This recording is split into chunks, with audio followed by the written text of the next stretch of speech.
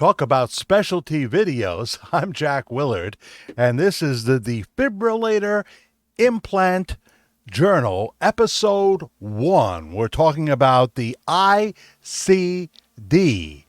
If you're thinking about having one implanted or going to, if you are not sure what it is, maybe you need one. Many people that need one don't even know they need one, and then they have this symptom that comes on them suddenly. It's an annoying one. It's called sudden death. So we're going to talk about that. I'm going to take you through my journey.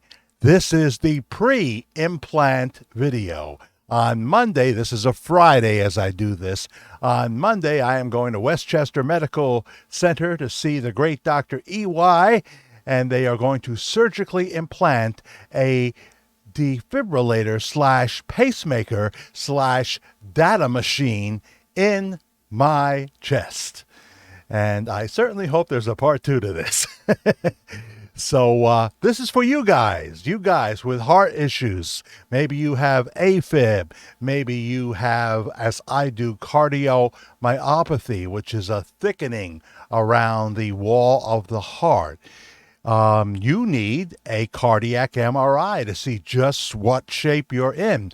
Now, if it is determined that you need a defibrillator implanted in your chest, you'll never get another MRI again in your life.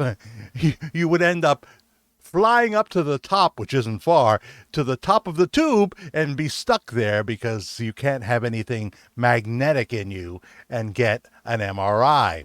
So I've had my last one. I don't have to go in that tube again.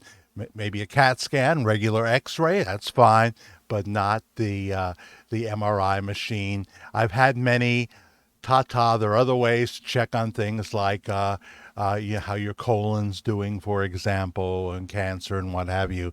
I guess the PET scan is kind of like what? It's kind of magnetic too, so I can't do that, So I'm going to relay some information that has been shared to me by Westchester Medical Center, and I'm going to have to put on the less designer specs to do that.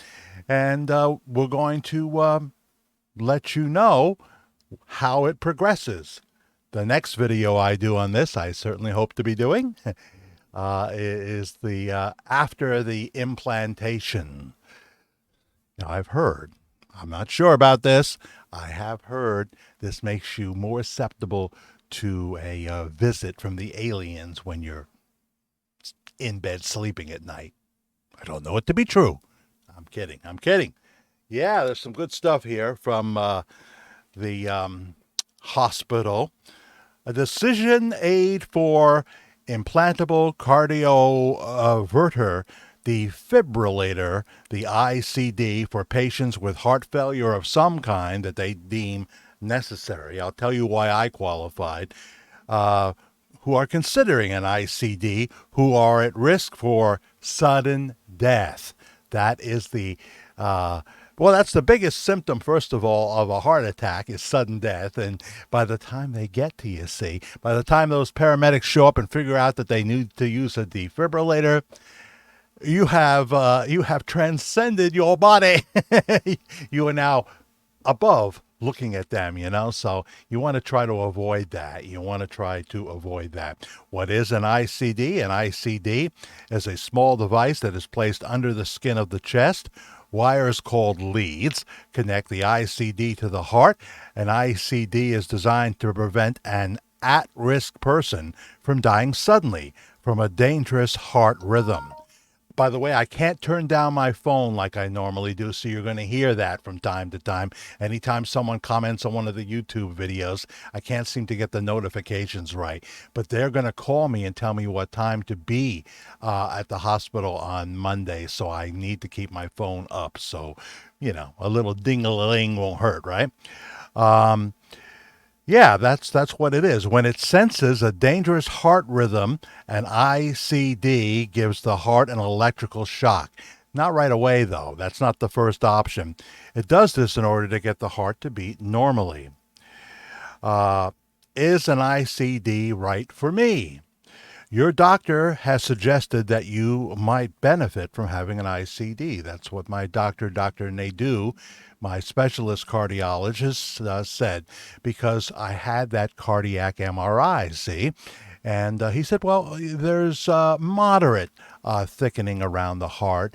You're not at high risk for a sudden death type experience, but you do have some scarring, and that makes you eligible for the ICD. And he had a team with him. They never come in alone, you know. He had a team with him, and I said, well, ever since I've heard about this device, I felt that I wanted it, you know. Having a backup is good when it's clear that the medical people would not be able to get to you in time. And if they could bring you back, would it be brain damage, you know? Would I be, doing all kinds of crazy things? Would I be the guy who grabs the car keys and I'm a silver alert on the highway, you know? Missing adult and my license plate number and make of car. I don't want to be that. I don't want to be that. So this is a big decision. Understanding what to expect after getting an ICD might help you to feel better about your decision. The ICD may not be right for some people. Although this may be hard to think about, other patients like you have wanted to know this information. So we're all men and women here, right? I don't think it's a 5-year-old that's considering this. We can make a decision, you know. The thing is, and when it comes to cardiomyopathy, half the people walking around with it don't know it. They don't know it. So you really want to try to see if you can get that cardiac MRI, which is not available in every little town, you know. You may have to travel a little bit to get it. While the future is always unpredictable, there is an important trade-off to consider when deciding whether to get an ICD. Now it lists path 1 and path 2. This is path 1, and I'll tell you in advance, I'm in path 1. You may choose to get an ICD. You may be feeling like you usually do. Then a dangerous heart rhythm could happen. The ICD may help you live longer by treating a dangerous heart rhythm. You will continue to live with heart failure. It doesn't correct that disease. That may get worse over time. There's a lot of ifs and maybes in cardiomyopathy, for example. And then this is the conclusion that the path 1 patient makes. And this is me. I could have written this. I could have written this. I'm not ready to die. I have so much I'm trying to stay alive for. Even if it means getting shocked, I'm willing to do anything that can help me live longer. That's the path I came to. But not everybody comes to that path. Path 2, you may choose to not get an ICD. You may be feeling like you usually do, and then a dangerous heart rhythm could happen. You may die quickly from this dangerous heart rhythm. Your conclusion is, I've lived a good life. Well, right there, I can't say that. I'm a work in progress. There are things I'd like to correct. There's things I'd like to do better. Commitments I'd like to honor, etc., etc. A granddaughter I want to see. A daughter I so much want to see. A son that I want to see that I haven't seen in a while as he's out there trucking in the trucking industry, you know. I have a partner here. We've been together for 13 years. Dick Van Dyke is over 30 years older than me. I don't want to check out at 67. It's not what I want to do. But I also know, since I'm a man of faith, that God controls my last breath. We make our plans and God just smiles. But that doesn't mean I think that there's anything wrong getting a handy device here, a handy-dandy device. But the man in path 2 says, or the woman, I've lived a good life. The idea of dying quickly sounds like a painless way to go. I've always said I hope to die in my sleep. Going through surgery and getting shocked is not the kind of thing I want. Well, first of all, the shock thing, it doesn't last for 20 minutes. It's a boom-diddy-boom. You're going to know it happened. Or you may sort of pass out before it happens. And a lot of the patients that got shocked say, well, you're saying on paper I got shocked, but I don't even remember it. If you are fully awake for it, hopefully you'll have a few seconds if you're driving a car to pull over because something doesn't feel right, you know? Because the thing about the ICD is the first thing it tries to do, because what I'm getting, the defibrillator that I'm getting, doubles as a pacemaker and a data machine. It sends data, not 24 hours a day, though, like they're going to catch it in real time, but they will see it in the office, you know, when they get back from their 3 day weekend, that kind of thing. But the first thing it'll do is it'll act as a pacemaker and it'll try to normalize. It'll try to normalize your heart rhythm, see? Keep you from passing out, etc., etc. If it thinks it's like AI intelligence, right? If it thinks that's not working, it's going to say, we got to go plan B. Let's give him a shock. Let's give him a boom. We'll see what that does. And it sends a shock to your heart. Now, if you are driving at the time and you have not pulled over, that's not good because it will feel like you're in kickboxing class and someone just kicked you in the chest.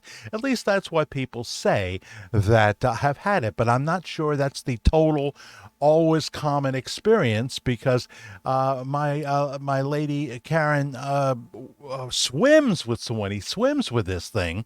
And he says, yeah, I've been shocked 3 times. I've been shocked 3 times. And he's just swimming away. So, hey, he would never be swimming away if he had not been shocked the first time and the second time and the third time. Here's a great statistics. 100 people that have the defibrillator, only 20 of them will ever get shocked in their lifetime. Ever get shocked in their lifetime. So that's pretty good news, right? That's pretty good news. So that's how path 1 feels and path 2 feels. I feel like, at 67 years old with some debts to pay, scores unsettled, what have you. I don't feel like I'm living a life that's pleasing enough to God. I've always asked God for more time. Now, I should tell you that if you don't get it, out of 100 people, if you don't get it and you are at risk for sudden death, heart attack, in the next 5 years of your life, only 36 of the 100 will die of a sudden death heart attack. So you're like you're at the casino now. You're wagering, but 36 is a lot higher. Imagine if you had a 36% chance in the next 5 years of winning Powerball or Mega Millions, huh? Pretty good odds. You got a real shot at it instead of a billion to one. But so there you go. There is that. There is that. They even have charts, and of course you can die of something else. You can die of something else. Without an ICD, patients without an ICD are more likely to die suddenly from a dangerous heart rhythm. With an ICD, over 5 years, 36 out of every 100 patients with heart failure will die over a 5-year period. Now, there are plenty of statistics that say that you can live a normal life with, I'm talking about cardiomyopathy. That's all I have learned about because that's what I have. AFib is a different thing. The guy downstairs here has AFib. He takes Eliquis. He didn't want his heart shocked because he's afraid of that, But it's different that when you're in a dying situation and you got this device, they say, it's going to protrude a little bit. It's going to look like you've got a small bar of Dial soap, yes, Dial, in your chest. So maybe at the beach now you got to wear a little bit of a T-shirt, so you don't feel subconscious. I would be very leery about submersing it in water or certainly going into a hot tub or something like that. I think the hot tub I would stay away from. But these are the facts. These are the facts of the ICD. I don't know if there's anything different in this paperwork. An implantable cardioverter defibrillator. ICD is a device that identifies and corrects abnormal heart rhythms.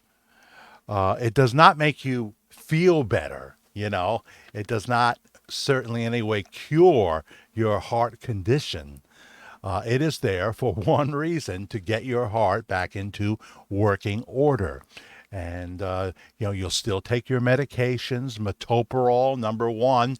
That is a great drug, metoprolol. I take 200 milligrams right now a day. I actually have one cardiologist that says it should be 100, and I have the specialist that says it should be 200, and so I have enough to make that decision. I have a blood pressure monitor that they gave me, and you're over 65, it's going to be covered, with your Medicare, and they monitor at the office, and they'll call me periodically and tell me what I already know, which is your blood pressure is pretty good, pretty good. Keep it up. But it's the metoprolol that brings me down to numbers like 110 over 68, and the idea of the metoprolol is it's going to lower your heart rate. My heart rate averages now around 65. It can go as low as 59. You don't want to go into 45. That's too low. You'll feel sluggish and tired and could pass out. So it's great to have this device, which you can buy one if you can't get it for free, and know what your blood pressure is. The great thing about the device I have is the information goes immediately to the office. That doesn't mean they immediately look at it. So now, as I have read things on the internet, and I may be able to find this in the paperwork here, one of the effects of having this device is it could make you have a little bit of brain fog that is temporary. Over a year, it corrects itself, if not sooner. And if that happens, you're going to see it in real time on these videos. So keep watching, like and subscribe, hit the notification bell. As I say, Monday I'm having the test. I'm having the actual implant. I'm not going to rush in here and do a video on it within the first couple of days, but I will comment right here in the thread that I made it, okay? And I'm sure I will. This man is wonderful, and it's not that big of a deal, He's just implanting it under your skin, and you got to be careful showering and stuff like that for a while. I think I'm going to take sponge baths for a few days, or just wash my hair in the sink kind of deal. But you do have to be careful. You can't do any lifting over 10 pounds for like 6 weeks. You can't drive for at least a couple of weeks, You can't do that. You're going to be limited. You cannot raise your left hand, where it usually will be implanted, over your head for probably a couple of months. What can happen? What can be there's a very slight chance of an infection, which they would treat. There's also a chance of some bleeding. You would see it, because you'd see it right there, and you could go to your local emergency room. You don't have to go all the way down to if you have to go travel to get this done, because you want to get the best people to do it all the time. Not someone who's having their first day, and so that's how it goes. There is that chance you probably can't sleep. You can't sleep on your left side anymore, and I sleep on my left side. You don't have to sleep on your right side.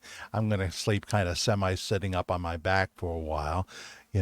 But what a thing. It's like having a paramedic living in your chest, and he doesn't eat a lot. That's the good thing. He doesn't require too much food and drink, so that's a deal. But if I have side effects, I'm going to talk about them. If it's anything to do with me trying to find a word, but that happens now. Watch my Bob Joyce Elvis videos. One has 76,000 views. You know, it's a senior moment where you're trying to think of the proper word or the name of someone you know very well. And so it may be hard to differentiate. But here we are, the ICD series, volume 1. And there'll be many more as I go along the journey. So please subscribe and like, get the notification bell ringing, so we'll be able to do more. If you're seeing this prior to Monday, the 17th of July, 2023. Well, send a prayer my way if you can, that everything goes goes well. Okay, I should be able to leave the hospital the same day unless I have a later procedure like noon, and then they could keep me overnight. I know that they pick the diabetics for the first appointments. I know that, so we'll see how it works out. I may have to stay overnight, and that's the way it is. I want to live longer. I'm not going to be afraid about something like this. This is not open heart surgery, you know. So thank you so much for joining. Episode 2 will be coming, God willing, and the creek don't rise.